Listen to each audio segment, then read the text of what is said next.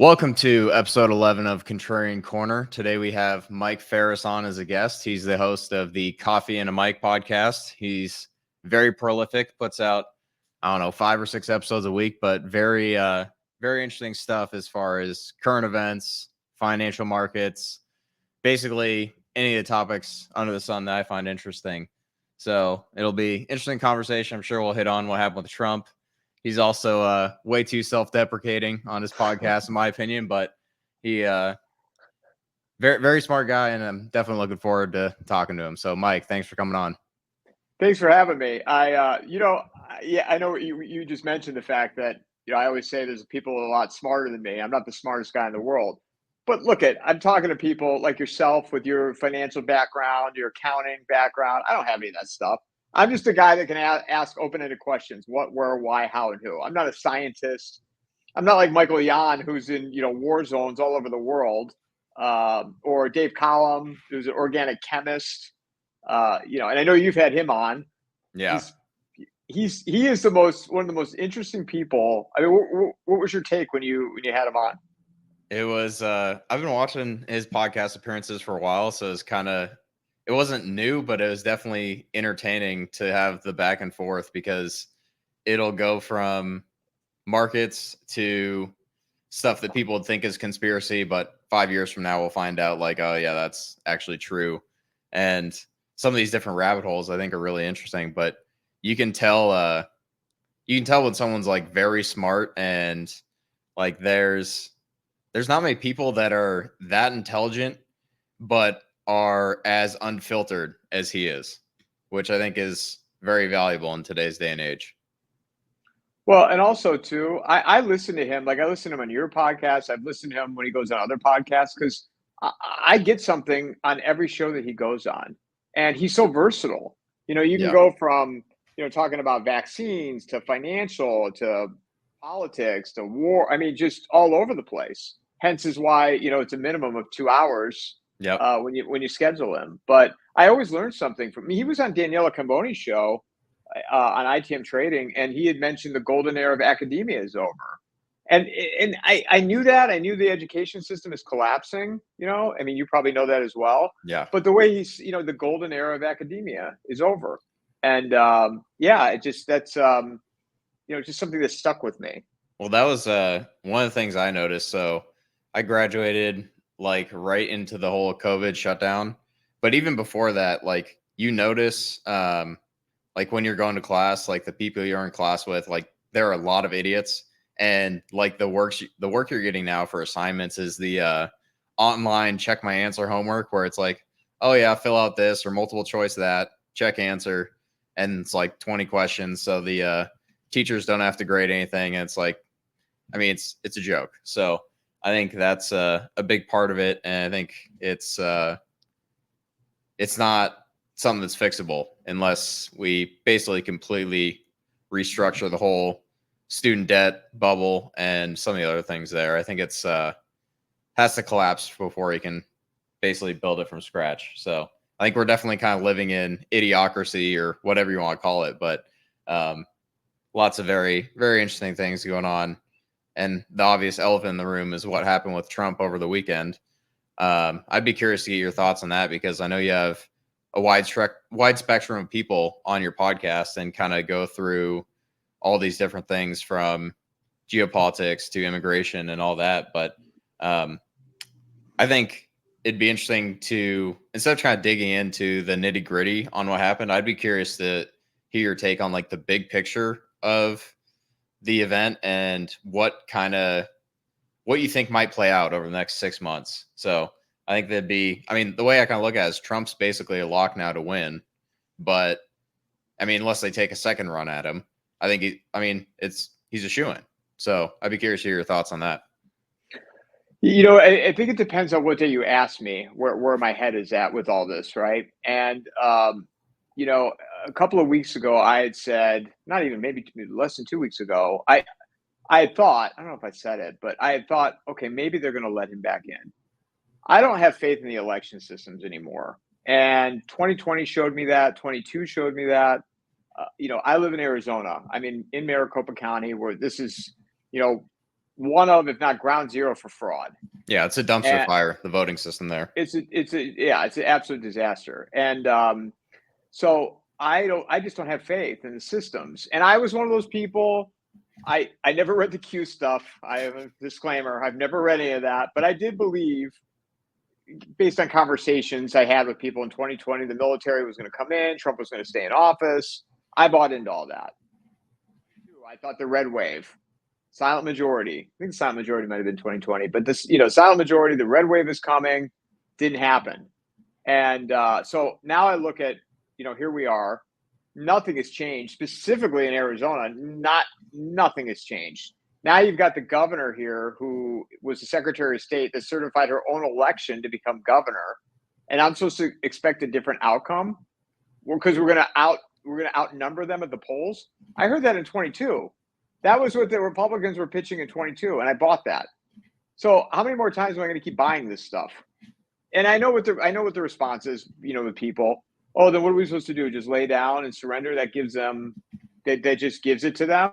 Well, no, but I also think you get to a certain point where you got to know when to hold them, know when to fold them. So to get back to, I kind of went off on a tangent here for a second, or sidetrack.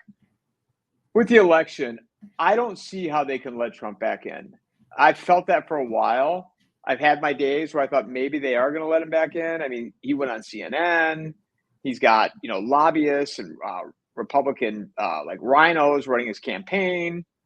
The media wasn't attacking him prior to Saturday. They've kind of been laying off of him a little bit. So I thought, okay, maybe they're going to let him back in. Maybe the system, I feel like, has selected whoever it's going to be at this point. But after Saturday, I don't see how they could let him back in.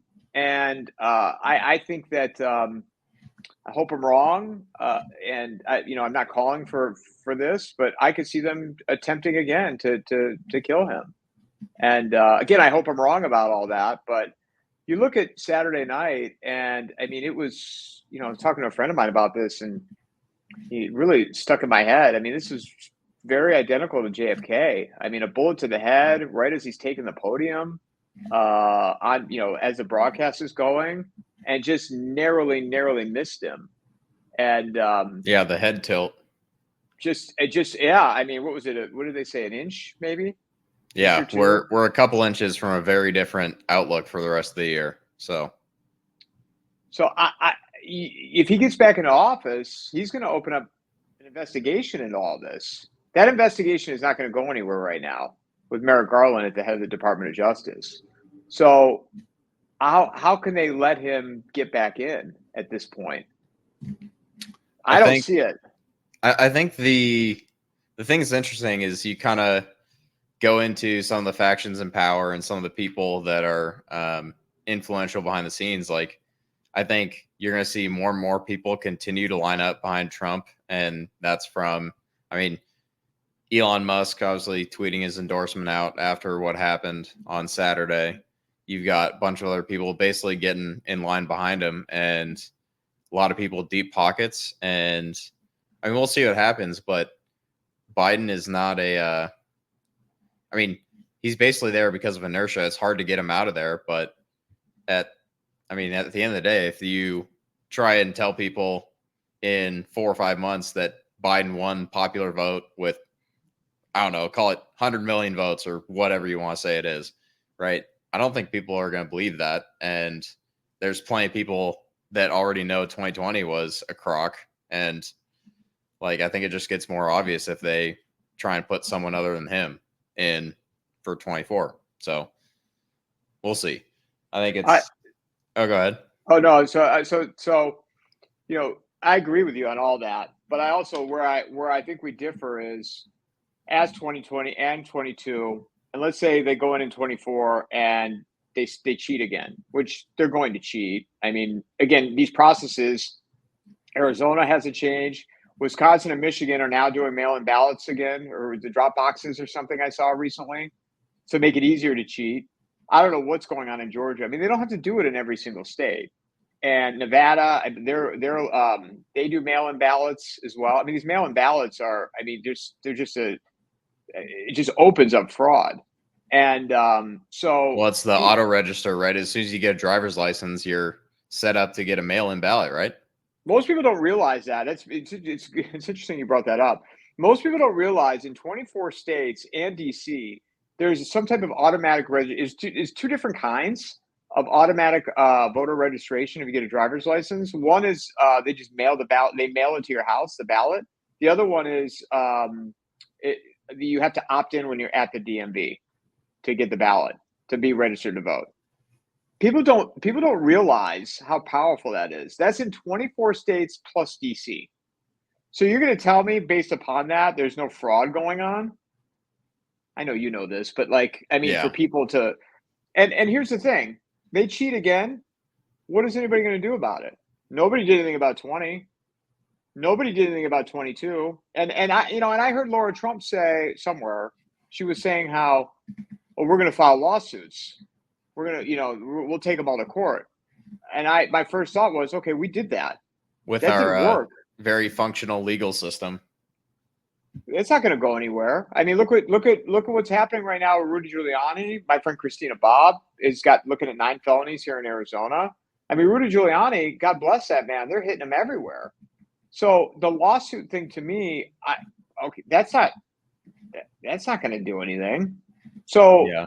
what are people going to do? I mean, I don't see people standing up and raising hell. I just don't see it.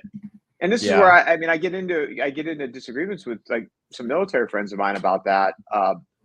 When you're out and about, I'm going to ask you this question: when you're out and about at the grocery store or wherever, and you look around, how many people would want to hear what you and I are talking about right now?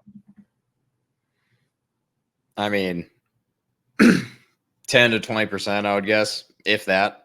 You're more optimistic than I am. I would have said 5% or less, even less than that. I live in Boise, so maybe it's a little bit different demographic.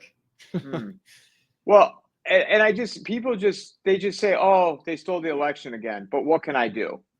I mean, they have pacified this country, and COVID showed us that, right? I mean, who's it? I think it was Martin Armstrong that I had on, or somebody. I had somebody on and was talking about, you can have your Second Amendment, but it was, what good is that? You can have all the guns in the world, but COVID, people just complied.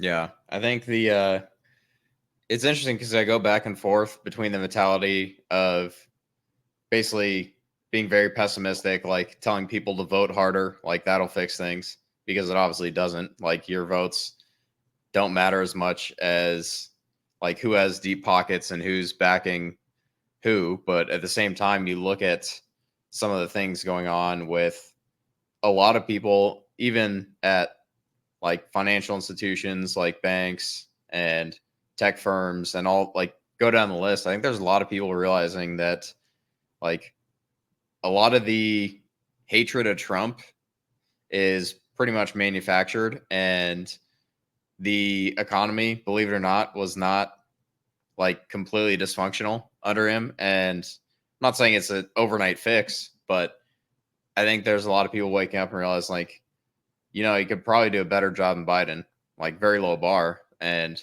that's, I mean, if you want to get like the billionaire donor class involved, like that's where they're going to use their basically pocketbook to influence things. So we'll see. Like you said, it's not something that like the average Joe can just like keep voting and do all the stuff where it's obviously not a solution. So it's tough because you kind of like you said, like I go back and forth depending on the day, depending on who I'm talking to, from like the very pessimistic to way more optimistic. Like long term, I think America has a very bright future. I just think the next, call it 3 to 5 years, could be an absolute mess. So that's kind of the way I look at that.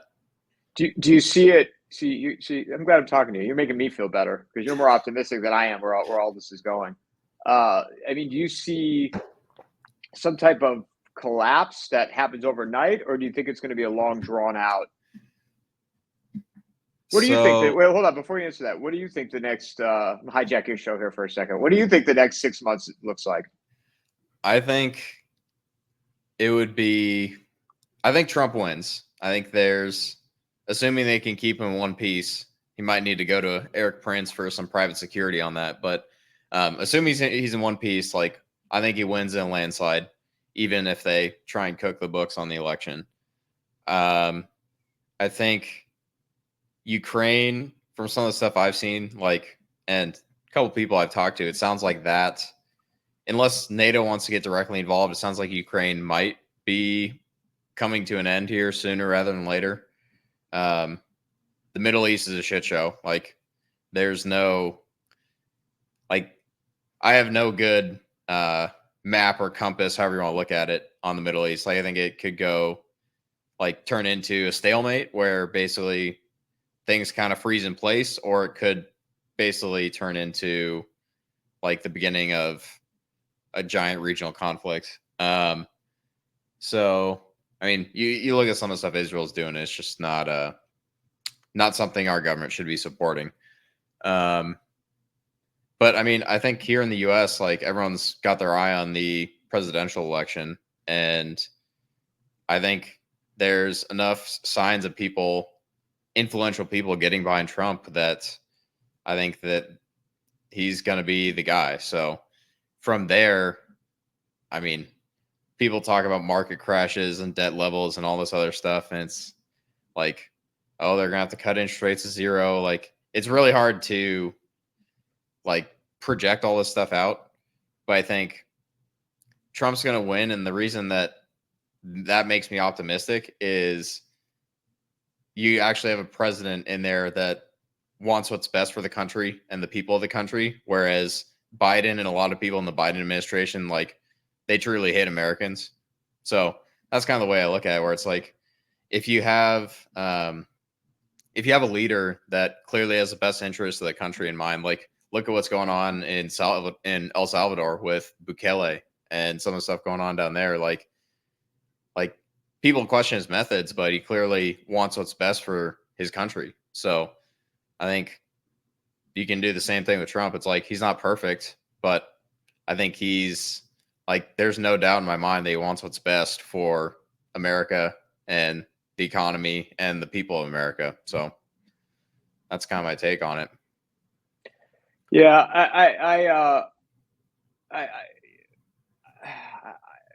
if I were to vote, the way I feel right now is I'm leaning on not voting. Which somebody wrote on my Twitter, and they were like, you've been knocking on Trump, and said you're not going to vote. And I said, yeah, there's a lot of his policies right now that I just don't agree with, and I don't agree with who he's got running his campaign right now.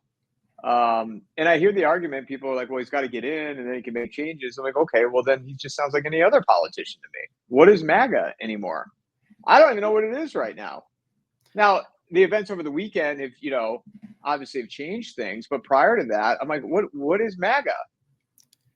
I think there's a lot of people that have kind of gone down this road farther than I have, but basically without Trump, there is no Republican Party. You think anyone under the age of 40 is going to turn out to vote for Nikki Haley? Or, I mean, you go down the list of whoever is bought and paid for in the Republican Party. Like you say on your podcast, the Republicans are basically worthless. And right now, Trump is the party. He's kind of the figurehead, the focus point of what I think people want. And he has the talking points on immigration and talking points on different things. And whether that comes to fruition, I don't know. But I think there's I'd rather have him in office than Biden. Whether that means we'll see a border wall and mass deportations, that's where I'm a little more skeptical. So I don't know if you have any thoughts on that. It might be a good segue to get into some of the stuff we've seen with the weaponized immigration, with some of the stuff going on in the Darien Gap, some of the NGOs that are basically getting ridiculous amounts of government money, taxpayer dollars, to fund this stuff. One of the, I know you mentioned in your podcast that you're from Ohio. I saw a headline that there's basically an NGO busing a ton of Haitian immigrants into Springfield, Ohio. And it's just one of those things where it's like, for now, it's just a headline, but this stuff is happening all over the country. So I'd be curious to hear your thoughts on the whole immigration situation. Yeah. So first, talking about Trump and the immigration, I don't. The mass deportation that he's talked about, that is never going to happen. Let's, I like to tell people, people like to use the word hope, and I used to use that word a lot, but I try to not use it and remove it and just say, all right, let's be realistic here. So, what is it? I don't even know what the number is anymore of the amount of people that have come into this country. 30 million at this point, north of 30 million, I think. Probably 50. 50? I would get. Okay. I would take the over on basically any government stat on whatever they say. So let's say 40. Let's split the difference and say yeah. 40 million. So you're going to tell me that Trump's going to form some type of tactical team to go in and get these people, like round them up all over the country. You're going to put them on a bus. You have planes lined up. One will say Russia, one will say Guatemala, one will say Iran, or maybe they'll hit 2 or 3 stops on these flights and just drop these people off. It's never going to happen. I mean, the way that it's set up, I think, is that version is unlikely, but there are ways that people have talked about where it doesn't have to be violent, doesn't have to be basically overly coercive, but it's just like, all right, yeah, we're cutting off all the benefits and welfare, and I like to call them the gimme dats, but if you cut all that off, like, I think that's a big step in the right direction. If you cut off like everything outside of like very basic emergency healthcare, if you cut off some of these different things, and you start finding like some of these companies that basically thrive on a lot of the illegal labor, like where it's just like, all right, for every immigrant or illegal person in the country illegally that you're hiring, like basically fine them $1,000 a day. And like you start to do some of these things that other people have talked about in more detail, I think there's a lot of reason to think they would basically go home. So it's not there's no like clean solution to this, because it's basically gotten so out of hand since like Ronald Reagan and some of the birthright citizenship stuff. Like there's no easy fix, but there are ways that are not like the round them up, put them on a bus or a plane. But I don't know if you have any thoughts on that. Be curious to hear you have to think.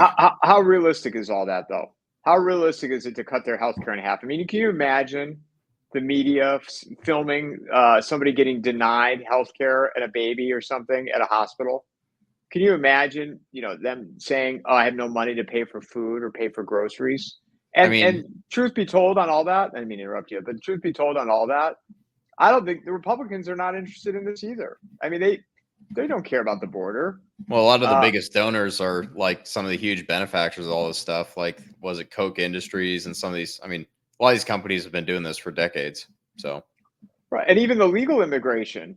You want to talk about legal immigration? I mean, my friends at VDare, which I don't know if you follow them at all, they've been getting crucified. And Peter was right. I mean, last time I had him on, we were talking about this. I said, how does it feel that you've been right the whole time? And the New York Attorney General just crushed them. And nobody talks about that. But I just, all those solutions, I just don't think they're realistic. I don't see it. I mean, I don't see some type of task force or whatever, or like, for to use these institutions to start cutting these people off. I think they're not realistic today or in the next 4 years or in the next couple terms.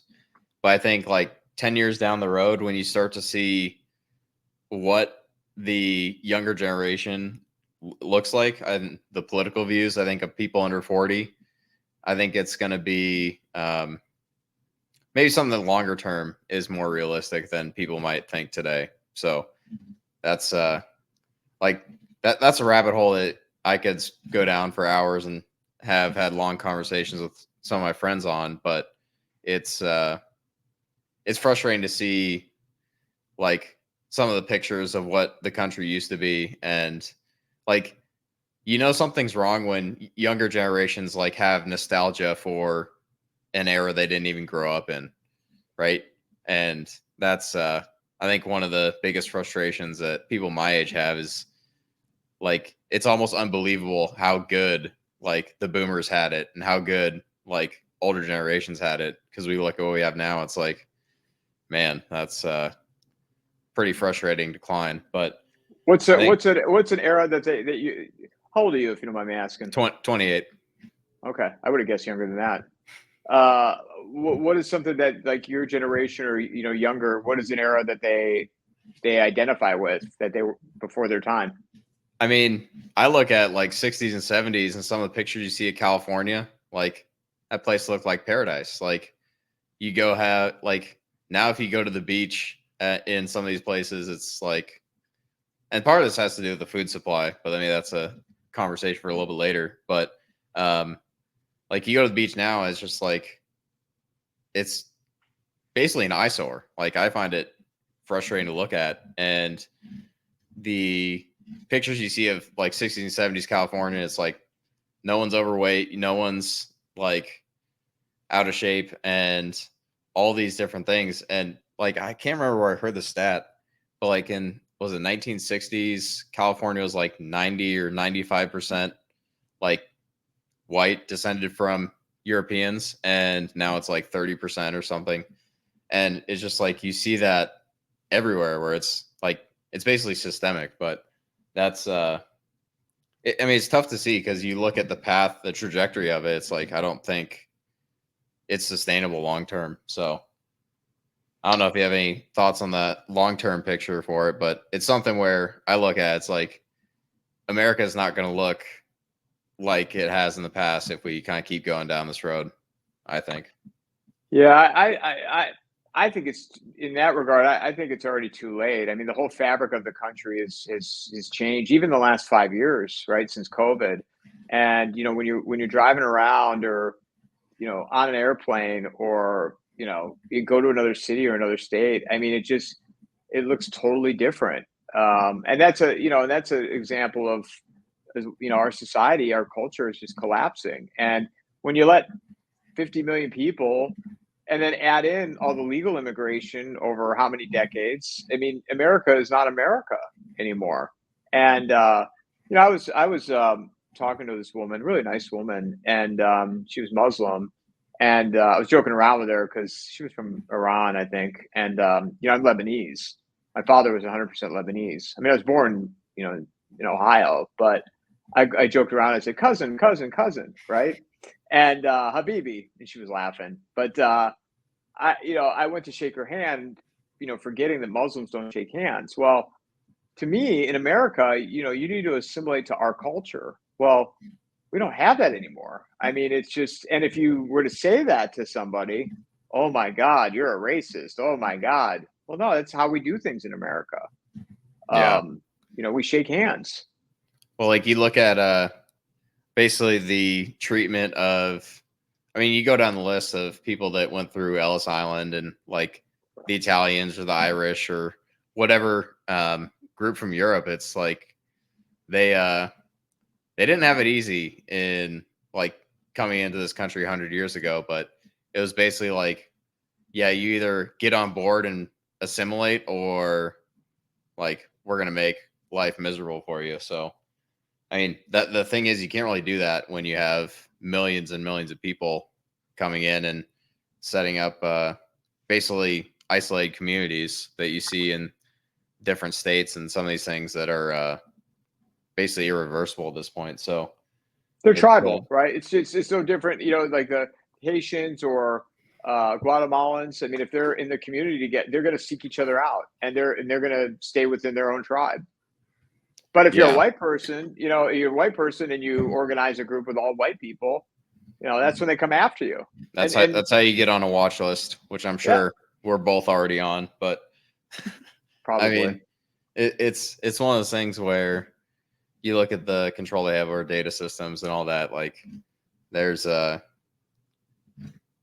think it's tough to be optimistic on some of that stuff with the government, but it is frustrating, like you said, where like the tribal, like people are naturally like there's a tribal instinct there, and to try and ignore that, I think, is short-sighted. But yeah, I think it'd be interesting to hear your thoughts on some of the stuff you talked about with the carnivore diet. We were talking a little bit there about like some of the food supply stuff and how that's changed a little bit over the last 50, 60 years. But basically, some of the stuff I was listening to on your podcast, I started experimenting with carnivore for a while and then basically added fruits back in. But it's been a game changer for me as far as how I feel, like losing a little bit of weight, like all those different things. So I'd be curious to hear your thoughts on that. Yeah, so people probably don't know this. I mean, I'm a short guy. I'm 5'5", and grew up, always chunky, husky. I had the husky genes. I don't even know if they make those anymore, but the husky size. And I had actually ballooned up to about 280 pounds back 15 years ago, and had yo-yoed up and down, up and down. But it wasn't until recently. I was more last summer. I was about 200 pounds last May, and it was actually a conversation I had on my podcast talking with Dr. Ahmad Malik in London, which would be he'd be a great guest for you. Yeah. But he called me out, man. He was like, "What'd you eat today?" Made me feel like shit. I'm getting all embarrassed now. Like he was like, "What did you eat today?" I go, "Apple and peanut butter." And but I was eating at that time. I was eating tortilla chips and drinking beer a couple days a week. I mean, not a lot, but I like beer. And he said to me, he said, "You cannot be an anti-vaxxer and eat like garbage." Yeah. And I walked away from that. I was like, man, he's right. And I told people, they're like, well, it's not the same, but it kind of is, And so I started making changes and, cutting out stuff and moving more to a keto, big salad, nice, pound and a half of meat every day, and cut out the alcohol, cut out the processed stuff like chips and what have you. And then I moved into a carnivore at the beginning of this year.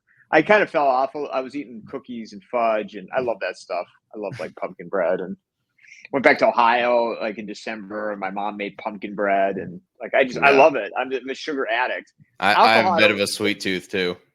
How bad is yours? I mean, it's manageable. It's easier now since adding back in apples and blueberries, but like there are times in the past where I mean it was not a clean diet, but I've basically gone to the rule of at your average grocery store, if it's not on the edge of the store, then you don't buy it. I mean, fruits, meats, eggs, dairy, all those things. Like, you're not gonna find any like of the good food in the plastic packaging in like the refrigerated aisle. So, yeah, that's kind of except for the seasonings. But you know what though, yep. even learning. Speaking of carnivore, I had this guy. Goes by Carnivore JT on Twitter, and he pointed out to me. I never even thought about it. Like the seasonings have vegetable oil in them. Yep. Did you know that? I've looked at a couple where like if you just get them at your average Costco, they'll have like sunflower oil or whatever. And so I basically now have to go to like it's not a farmer's market exactly, but like a co-op here in Boise. They have a pretty good seasoning aisle that's like all local stuff and good ingredients. So it's definitely something to keep an eye out for, especially if you're doing carnivore and basically doing meat and steaks and all that. So I couldn't believe it, man. When I saw that, when he told me that, I was like, no way, seasonings. And I live right next door to Whole Foods that I go to, and they had this habanero rub that they would use on their own seafood, and they would give me some, and I put it on my salmon, and it was amazing. Well, the one day I made a mistake, they gave me some, and he brought the box out. I go, oh, let me see what's in this thing, and I look, and it's palm oil, sunflower oil. I'm like, son of a bitch, I shouldn't even have looked, and I never used it again. And I was like, God, they have to creep into the seasonings too. Well, I mean, it's basically like I can't remember who was talking about it, but like he was saying it's basically like putting lubricant in your body and expecting that to be like get the same results. It's like it's not food. Like if you look at the process some of these seed oils go through, like it's really gross. Like it's actually disgusting. So I don't know if you've seen some of the, was it canola? One of them is just like, it looks like it should be going straight into a garbage dump. It's like, it's disgusting. I've So, never looked at that. I'm assuming YouTube has all that, right? yep. You could probably find it pretty easily. But I mean, I mean, I was a huge soda drinker back in the day, and somebody had sent me an article, and it's one of those things where you kind of knew, but you didn't want to look. And I read the article talking about, if an animal got hit on the road and there's blood on the road, they would use Coca-Cola or Pepsi to wipe it away. And I'm yeah. like, oh, And they use it to clean toilets and stuff like that. Like, yeah. drop a nail in it and it just eats the nail away. Yeah. No more rust after that. It's interesting because like the food supply and like some of the stuff that people take for granted, like it's pretty indicative of like the wider societal decay that is becoming more and more obvious now. But I think you see it in the financial system. I think you see it in politics. I think you see it in culture, and it's like I'm not one of those guys that says like, oh yeah, all you have to do is go back to a gold standard and this is all magically fixed. Like that's not, I think, like the silver bullet. But at the same time, you look at what's gone on over the last 50 years in the country, it's basically every facet of daily life is, I think, gone downhill. And that's, I think, one of the things that has younger generations frustrated. But it's it'll be interesting to see how it plays out. I think we've kind of hit the peak or the trough, depending on how you want to look at it, of some of these issues where a lot of people are waking up, and generally, at least for me, like one rabbit hole will lead into the next one. So like you start with like what's going on with the lockdowns and all that stuff in 2020, and that's like, okay, this is clearly not normal and something else is going on here, and that will lead you to like what happened 20 years ago with 9/11 or JFK or Pearl Harbor, go down the list. And then you see some of the stuff happening today, and it's like, oh, it's not just in the past either. So I'd be curious to hear your thoughts on, is this like a situation you think can be turned around, or is it something where we're basically at the end of Empire stage, it's all got to collapse first before you can build from the ashes? Or is it something where it just depends on the day, depends on how you're feeling? Or I don't think it depends on the podcast guest you have on too. I don't think. I think my message is pretty consistent. But people don't really ask me my opinions that much when I'm on my show, so probably why you don't hear it as often. But I think these institutions are way far gone to be turned around at this point. And so are we near the end of the empire?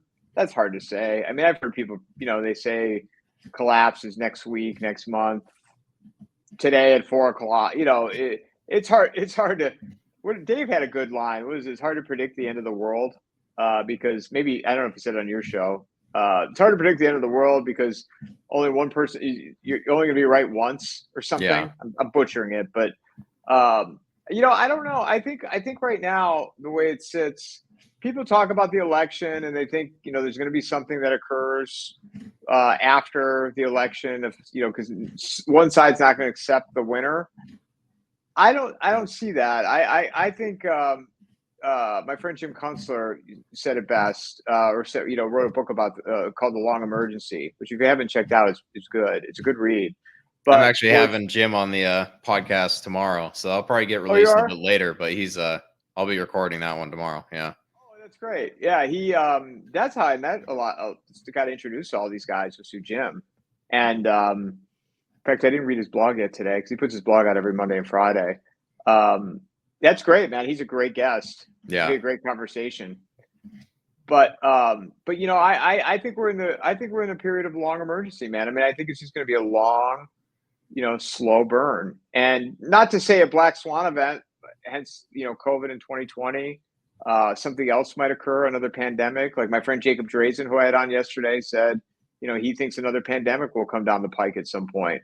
If we have runaway inflation, that could escalate things too.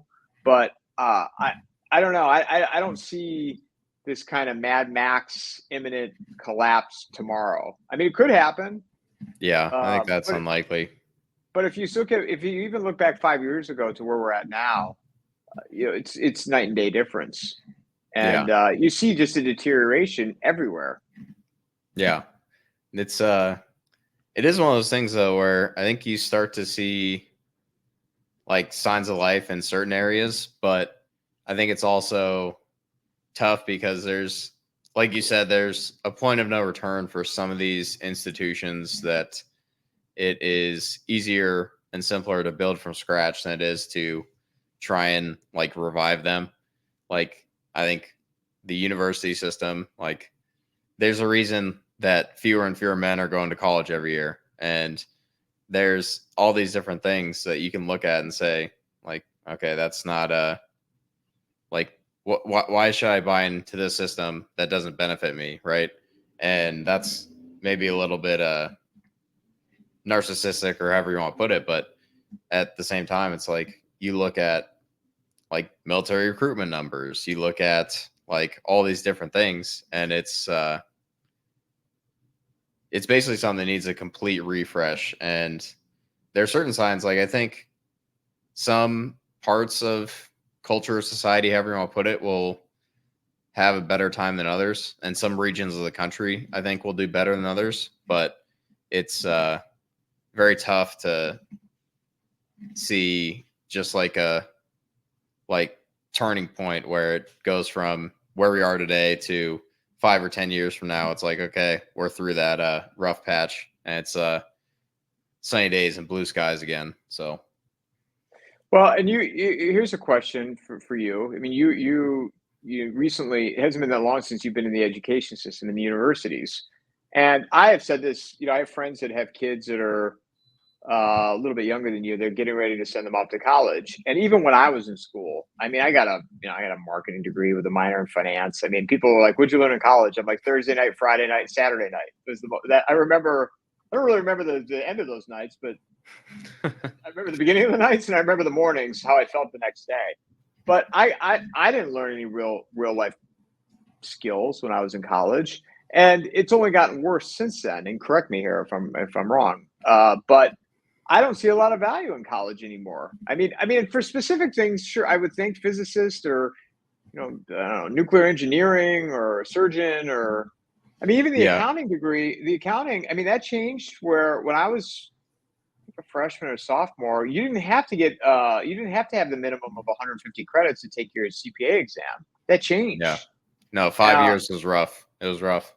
Do you need that now though? I mean, do you need that 150 credit to take your CPA exam? In most states. Yeah. No, but I mean, I'm not that. I mean, do you think you would have passed that exam without those 150 credits? I could have passed the CPA probably like in 10th grade.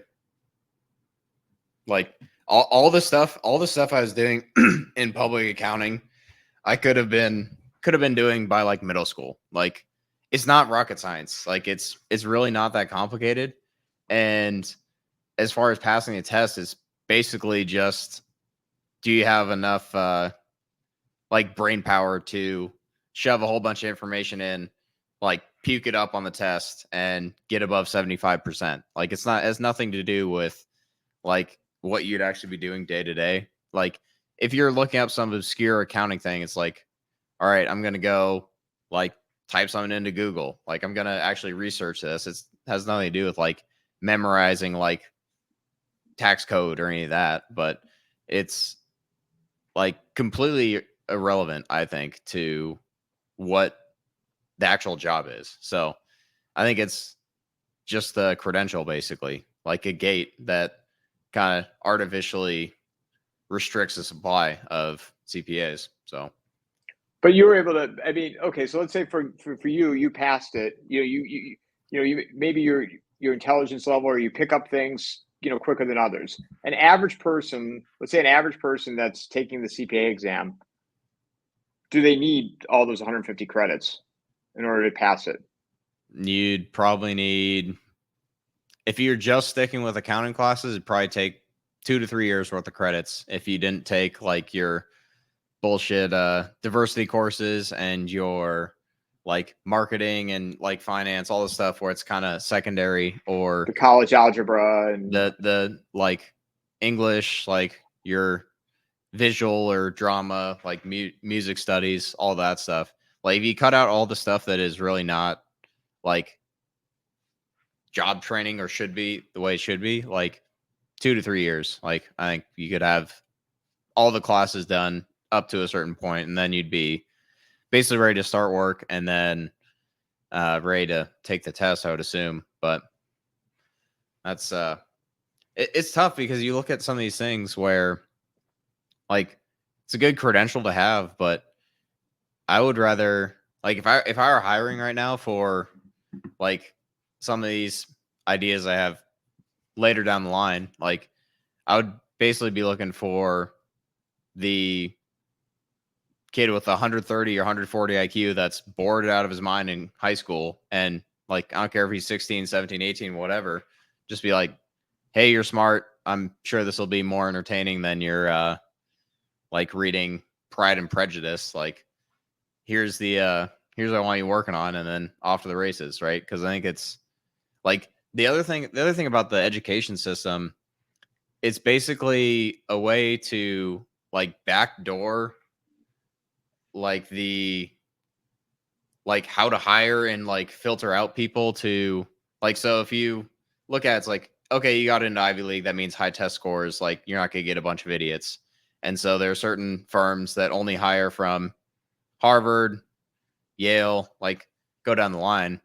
And so they're basically just filtering for that assumption that you're not going to get many duds out of that college. That's, I mean, not sure how true that is now with some of the um, different, not recruiting, but admissions standards.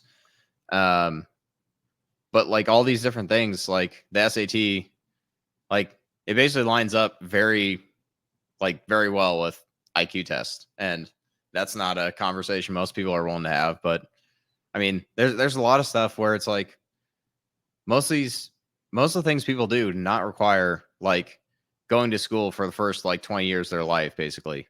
So that's, I think, where we're headed. And especially if it's a situation where college is going to go from 70 to 80 to 90 to $100,000 a year at some of these places, if you're out of state, like that's just not sustainable. And the student debt thing is another rabbit hole to go down. But I think, like Dave Collins said, like we're kind of watching the last gasp of the current system, I think, as far as like higher education. So, well, and also, even on the medical side of it, right? Like, I was talking to an ER doc last year, and he had two clinics, and he goes, I tell people that potential medical students, be a veterinarian, you'll make money. He was a doctor today, you can't make money, and they get you in, they rack you in all this debt, right? I mean, 200, 300, 400,000 bucks. the unbelievable hole you got to climb out of. Now, you cannot, to be able to work for yourself, you have to have these expensive EHR systems, which are, they're outrageous. So that's why you have to see X amount of patients per day. You cannot give people quality care if you only get 7 minutes with them, right? How can you do a proper assessment of people? And yeah, I mean, so they have to join these large healthcare systems. They don't want critical thinking, common sense, and that's the parallels you see too. And when you talk about you talked about the Ivy League, because you have all these private equities now. They recruit these Ivy League students and Ivy League grads, That's and they another are, bubble, by the way. Private equity. That's going to oh, blow up spectacularly in the next 5 years, I think. it's destroyed. So I mean, it's a contributing factor with healthcare is making healthcare collapse right now. But these private equity, I mean, they hire these Ivy League grads who they put them in charge of like certain types of companies they have no background in whatsoever, and but yet they follow rules and they keep their head down like robots. I And mean, they can bang the that's where we're at. spreadsheets. That's what it's basically. Do the spreadsheets for 3 to 5 years, maybe eventually start your own firm, and then rinse and repeat. But it's it's tough to see because you look at like how in a lot of ways the country's been hollowed out by a lot of the decisions you see from like private equity, institutional investors, like the fact that like you look at the housing market right now, I think it's pretty interesting to see how much of that is owned by investors versus owned by people that like actually live in them, like the single families or people that just want to have a place to live that's affordable. But I think that's something, it's one of the things I was listening to. Like, I think that's kind of by design kept artificially scarce.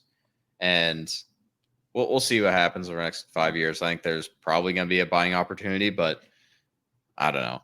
It's not affordable in any metric right now for most people. So, especially if you don't already own a home. Do you see, with yourself or, some of your peers, in corporate America, if you have friends that in corporate jobs, and I've said this, and I'd be curious what your thoughts are on it. I think for a young white male out of college or, recent master's degree to get into corporate America is going to be it's very difficult now, but it will just get more and more challenging with all the diversity, the DEI stuff. Well, you've seen that graphic, right? The one where it's like, oh, Fortune 500 hired like 94% not white males, and they're like basically celebrating it. Like it's the classic cycle of it's not happening, but it's a good thing that's happening, and you're a bad person for noticing it's happening.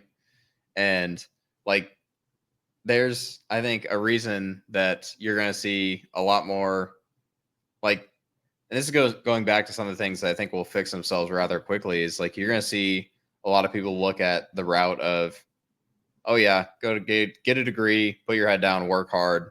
You'll end up all right, just like every future generation, because things always get better, because that's, I mean, the worldview of a lot of older people. But I think you're going to see a lot of younger generations, especially white men, who are just like, yeah, no, I'm going to basically take a shot, do my own thing, whether it's like go into the trades, go into a different career. Like it's not popular or sexy, but you can make 6 figures relatively quickly, like learning how to drive a semi truck. Like there's stuff out there that's not like popular, but there are still opportunities, and there's going to be plenty of opportunities for like people that are willing to do different things and chase the shiny object and get the degree, go on, live in downtown, or all those different things. So we'll see. Have you experienced though, or heard any type of feedback from friends or Well, I mean, from challenges and from a diversity or a lack of promotion because they were white? So when, for at least from my personal experience in public accounting, like they have the trainings where it's like you got to watch this video, and it's like basically click through and you're off listening to a different podcast, or like not, I mean, you're not paying attention to that stuff.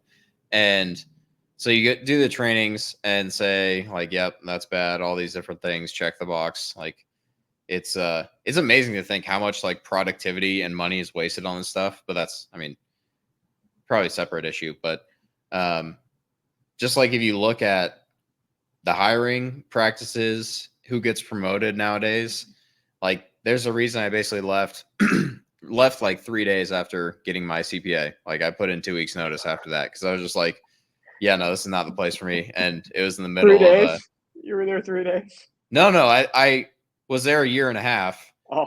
I got my CPA, and then 3 days later I put in my 2 weeks notice.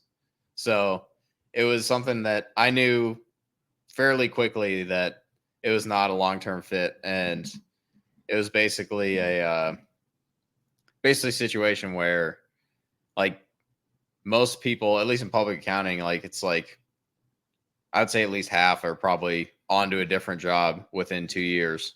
Like the churn there is really kind of unbelievable, and the pay is not good either. So it's an interesting setup. I think that's another industry that's overdue for some changes, but Yeah, no, it's frustrating to see because like you look at like who built the country to where it was at the peak, whether that's 1950, 1960, whatever you want to call it, like, and now where we are, it's frustrating. So, Well, these corporations too, man. I mean, it's just you're fucking, pardon my language. You're a robot. Sorry. no, air it out as much as you want. You're a fucking robot, man. And A cog I in the mean, machine. I've I've been in those environments, and I don't know about you, like switching your eating, and I mean, you look like a healthy guy anyway, but like, when you're at the grocery store, like I always observe now, I pay more attention to what people are Yep. buying and what's in the carts and stuff. And again, not that I've been a saint my whole life, but you go to these company events when you have to go to them. Nobody Yep. wants to be there. Maybe it was me. Maybe I was just that guy that didn't want to be there, and everybody else did. But you have to go to these things, and they have these buffets. They're at like Top Golf or something with cheese sticks and chicken wings and open bar or whatever. And people are fat people. Not that I'm like some skinny model, but people like it's overeating. You're having to sit there and talk to people that you would never hang out with on your own time. Yeah. And if you don't do it, you're like outcasted. You're not part of the work family. That I love when I hear that, the work family. It's like, no, worst. I'm here for a paycheck. Like that's the thing that like a lot of people, it takes too long to figure out. But they don't want to hear your ideas either. That's the other thing in corporate America. Like they don't want people that are critical thinking, common sense. Hey, let's try this idea, or let's they don't want that anymore. They just want like rule followers. They keep their head down, don't question anything, and that's why I mean I think that back to my question for you that I asked you was I think it's going to be very, very difficult, like somebody in their early 20s, mid 20s, white male to get ahead in the corporate world. And I feel bad. I mean, yeah, I have a lot of sympathy. It's not that surprising. Like there's like I remember, so this was probably within a month of leaving public accounting. Like I remember an email from the office managing partner. It's like, oh, we'd appreciate it if you could put your pronouns on your email signature. I was just like, oh man. And so I get that email, and then I actually had the office managing partner on one of the jobs that I was working on before I left, and she was like talking to the whole group and basically complaining that they basically can't keep men around, like all the like managers, and that's kind of like the middle tier managers, senior managers, like it's like heavily skewed towards women, and it's like goes back to what you're saying about rule following. It's like I think enough guys see the writing on the wall where it's like if you don't tick a certain box, it's like I'm not gonna like participate. So I think there's plenty of opportunities out there. It's just not gonna look like the traditional like go work at a company, start from the bottom, work your way to the top. Most competent people will make it there. Like that's clearly not the case, but it's something that I think comes back eventually, but you have to be, I think, looking for small companies or different opportunities that are not that are more under the radar, because like you said, working at a big corporation where you're just a cog in the machine is not like good for your mental health. Like going back to what you're saying about like my experience working in public accounting, like it impacts your health, and like the amount of hours I was working, like is probably like on average like 60 hours a week, but there were like 80, like there was a month where we didn't have a single day off, like Saturday, Sunday, everything, and we were working like 8 to 8, and it was just like a nightmare. And so there's like I've probably lost, I don't know, like at least like 40 pounds since I left public accounting. Like I'm in way better shape now and way better mental health. So I think that's the other thing too, is like you can't really put a price tag on like the peace of mind or like physical health and some of the stuff that like once you get to a certain point, it's like I can't believe I ever dealt with that, you know. That's kind of the way I look at some of that stuff. But Yeah, well, and the thing too, I mean, did you see Jerry Seinfeld's commencement speech at Duke University? Not that I'm the biggest Seinfeld guy, but I think I probably he's saw bits and pieces. But it's really good. I mean, I would encourage your listeners and for yourself to watch it. And my mom had actually sent it to me, and I was like, Jerry Seinfeld, like, you know, whatever. But I watched it, and you know, what he said is, you know, he's talking about work, and he's like, you know, what's wrong with, you know, when you look back on your life, he goes, I'm at the end of the line. You guys are getting ready to embark on. And he said, you know, people would say, oh, you know, did I regret working too much? He's like, no, what's wrong with working too much? He goes, here's the problem. Find something that you like to do. And I mean, that's what yeah, if I could tell my younger self that now, I would say, find something, you know, work is work. You're not going to enjoy all aspects of it. And a majority of your day is doing stuff you might not necessarily want to do. But, you know, find something that you enjoy doing, because you're going to be doing it for a while. And if you're that miserable, yeah. and he goes, just leave on your lunch break. Don't even put any notice in. Just leave. What happened to that guy? I don't know. He went to get something to eat. He never came back. It was really good. He went out for a pack of smokes, never came back. Never came back. Yeah, he said going to get a hamburger, and they just didn't come back. Yeah, And you know, and I totally get that now. And you know, it just and you got to take these diversity, equity, inclusion. Like, so I have to apologize for being white, is what you're saying, because that's what that is. yeah. That's the. I mean, that's the short version of it, and it's apparently like that makes people uncomfortable. That like something that can't change, have no control over. Like, okay, like I don't know what to tell some of these people, but it's I think basically just kind of a sign of the brain rot that kind of stems from some of the mainstream media, some of the different agendas. But it's frustrating because you see like you see some of the stuff with America, and I don't think any other country on earth has like the potential as far as like the people and what the culture could be and what I think is coming. Like I think the top like cream of the crop, the most talented young people under 35, call it, like I think they're going to accomplish some pretty incredible things. Like not sure that means AI. Like everyone talks about AI. Like I'm not all that thrilled by it or excited about it, but I think we're going to see a lot of stuff in the next like 30 to 50 years that is going to be a complete game changer. And the problem is like you've got like all these systems and bureaucracies and all these existing control mechanisms, and there's no it's really hard to find a path through that maze, I guess is how I'd put it.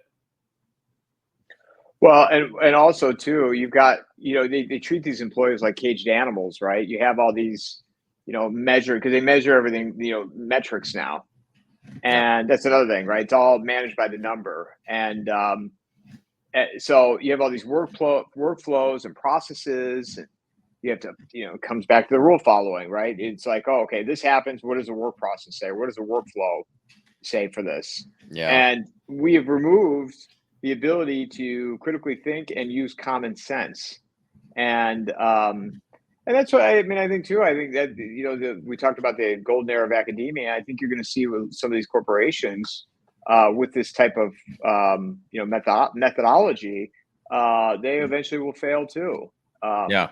But you know, it's a whole nother. I mean, I think like tech companies, and I mean financial institutions, large healthcare systems. I think the government's propping a lot of this up too. Well, I mean, I think you know who the early venture investors in Google and Facebook were?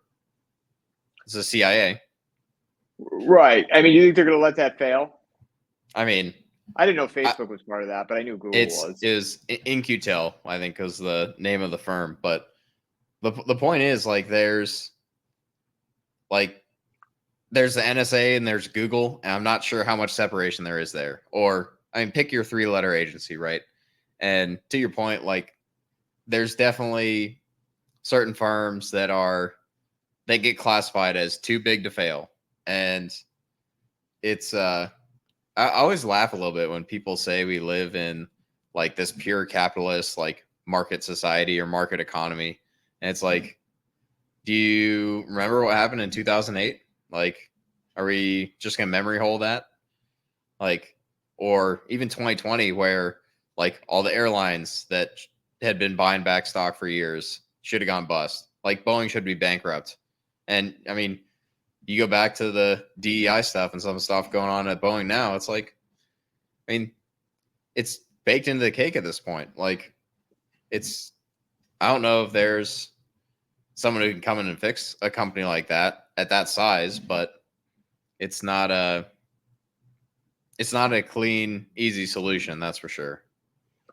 Well, and it's to me the whole system is fake in that regard, right? Like, because the government just digitally. It's not like they got to drive trucks of money in to prop these companies up, but they just digitally transfer them. And Zeros and ones. Yep. Yeah, the airlines, the banks from 2008, the healthcare systems, I believe, all the tech companies. I mean, Amazon.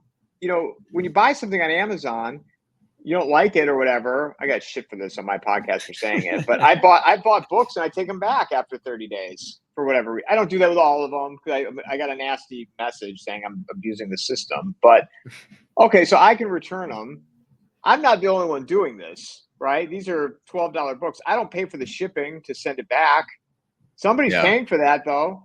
So how is Amazon? I mean, how are they profitable when you could just return things all day long? They pay for the delivery, and then I send it back, and somebody's paying for that. Well, I was just gonna say, I think the margins on their on that side of the business are like razor thin, and their cloud software side of things is basically subsidizing that. So, like, I think they're basically, I don't know, like 30% operating margins or something, like very profitable on the cloud software side. So, yeah, no, it's interesting because you see some of the stuff where Amazon's basically been able to grow, and some of these companies in this zero interest rate environment, they have basically taken advantage of that. But I think one of the things, at least going back to my bread and butter with the investments, I think we're going to see a shift to a more inflationary period. Like, I think it's going to be a bad time to own bonds. I think there's certain asset classes that have been in favor for a long time that I think are going to have issues. So we'll see what happens. But I think like owning a whole bunch of tech stocks that like Nvidia, whatever the latest craze is, I think is probably a bad idea if you're trying to hold them for 3 to 5 years. So yeah, the Nvidia that's a very interesting company. I haven't looked as of late where they're at, like with their stock, but I had Jack Gamble on. He's got a show called Nobody Special. He puts on YouTube every morning, doing assessment on financial markets and whatnot. And him and actually my friend Melody and this guy Travis formed a Doomer News Network, covering a lot of it. It's really good. But he did a whole thing on Nvidia, and Dave and I were talking about that too. And yeah, I mean, we just have to follow it along and see, what happens with it. But the numbers that it just doesn't make any sense why this stock is so high. But I don't. Are you looking it up? It's 3.2 trillion market cap. It's at $128 a share. They did the 10-for-1 split or whatever a while back. But like you said, like I don't see, like, even if their margins are like what they say they are, even if like you ignore some of the round tripping and what they're doing with revenue or vendor financing or however you want to phrase it, like $3.2 trillion, if their margins are like that, there's going to be competition coming in and quickly. And I think there's like, I don't see any way to like say, oh yeah, this is a $10 trillion company, $20 trillion company. Like, you look at what the move has been, it's up like almost 200% over last year. And it's not, I think it's basically just driven by institutions chasing it, lots of money flowing around everywhere because all the stuff that happened with COVID. But it's not something that I would be chasing, is the way I'll put it. I'll leave it in the too hard pile. I'll let other people kind of fight over shares of that, but that's not for me. So yeah, we're screwed, Ben. Bottom line, we're fucked. Well, that's the thing, is I think there's only so far some of these things can go, and it's definitely like that's where I go back to like kind of the big like long-term view, and this might just be because like young guy and all that, but like I really do think America over the next 20 years like is going to figure a lot of this shit out, and that's one of the things that makes me the most optimistic. But the problems that have been building in the system for decades, I think, are all kind of coming to a head at the same time.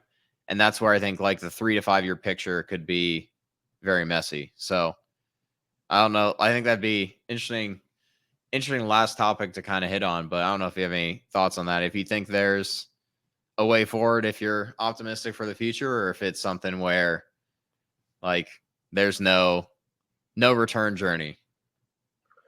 Well, I think it's how you look at it, right? I mean, I think for what you're doing, both on here and on your Substack, what I'm doing, it's an incredible opportunity, right? I hate to say exciting because that means like to me happiness, but it is an exciting time to be talking about all this stuff. And this is not going to change even after the November election. I mean, there's going to be plenty. There's so much stuff happening right now, and this will continue. I mean, this will continue well beyond my lifetime, and and probably yours. So in the space that we're in, it's an incredible time to be in it.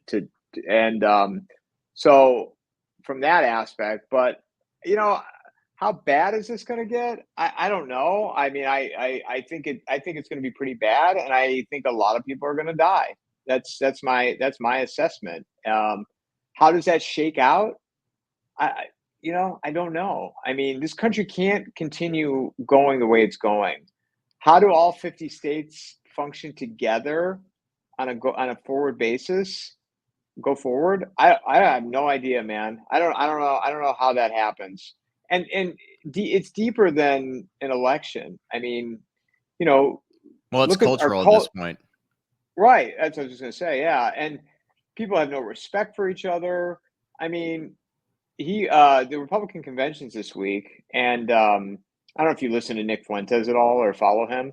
I get the occasional like 60-second clip on Twitter, but I don't have a whole bunch of time to listen to him. So some of his stuff, though, I agree with. And I don't agree with everything, but he was talking about the Republican convention last week, and they have Amber Rose speaking. I mean, she founded Slut Walk. I mean, this is where we're at. And I thought it was funny too when he said, he goes, "Okay, we're going to deport everybody. Then what are you left with? The Hawk Tuohy girl." And then who was the YouTube streamer that I had to mute that on my Twitter because that was all I was seeing on Twitter was memes and all like people commenting. I was just like, oh, it's so bad. Well, and initially I thought it was funny. I mean, because when I was younger, we were bar hopping and stuff. I mean, you're drunk and people say stupid things, but people gravitated towards it so much that girls getting like a reality show now. And and then who's the guy I haven't watched it, but the YouTuber that he's like about a popular show, and he did a gay porn and he was on drugs. And I mean, there's plenty of YouTubers that fit that or something, so, sketch or something, or I don't know, whatever the guy, whatever his name was. And I'm like, this is our pop culture. This is what people are gravitating towards. Well, it's basically just degeneracy. Yeah, and like Michael Young was talking about, like he always hammers Joe Rogan for the weed and smoking dope and like everything, like a big party, in a studio. And some of that I agree with, man. I mean, we need leaders out there right now. Like 20-some-year-olds don't need to be smoking dope, playing video games all day.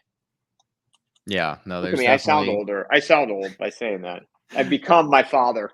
that's the there's someone who will leave a okay boomer comment, but the no, you're definitely right. The thing that's interesting is like there comes a certain point where you value your time differently, and it happens at different points in life for different people. And the earlier you figure out how valuable your time is, the better.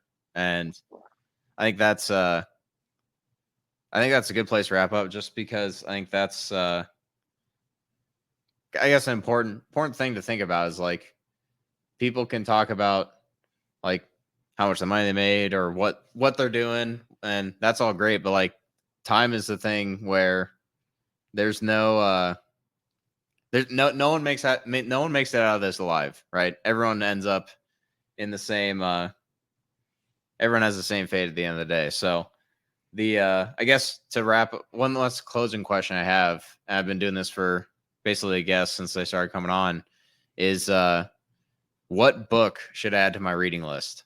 What book do you have to cheer me up? Can be finance, investments, history, anything you think would be interesting.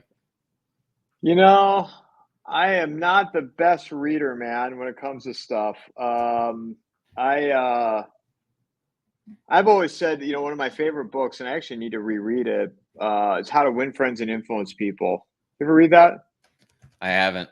I got it right here, actually. Here. It is. It's a sales background book, but it's also life. It's a great book on life. Yeah. I've heard And multiple people talking about it, and I definitely will add it to the list. it's, it's a fast read. And, my biggest takeaway from it, I wrote a paper on it in college, actually. It was written in 1929 or something originally. But one of the things is it instead of trying to understand why people are the way they are, like the rationale behind it, it just says, all right, this is the way this person is, and I'm going to act accordingly based upon that. And that's what I Mhm. like about it. And I think no matter what your background is, I think everybody should read that book. Yeah. No, I think that's there's a lot of interesting books I'm getting from history, like relating to other people, like different skills all people should have. I think there's kind of a theme of like there are certain lessons that everyone needs to learn, and there's certain books that unlock those. I think from what I've heard just from secondhand on that book, it's definitely something that I'll have to add to the list. So I think you can uh even find the audio on YouTube as well, where you don't even have yeah, to buy it. I think you could probably find it and just listen to somebody, yeah. narrate it. Crank it up to 2 times speed like I do with my podcast. But um yeah, I think with that we'll be wrapping up. So thanks for stopping by, and we'll see you next time.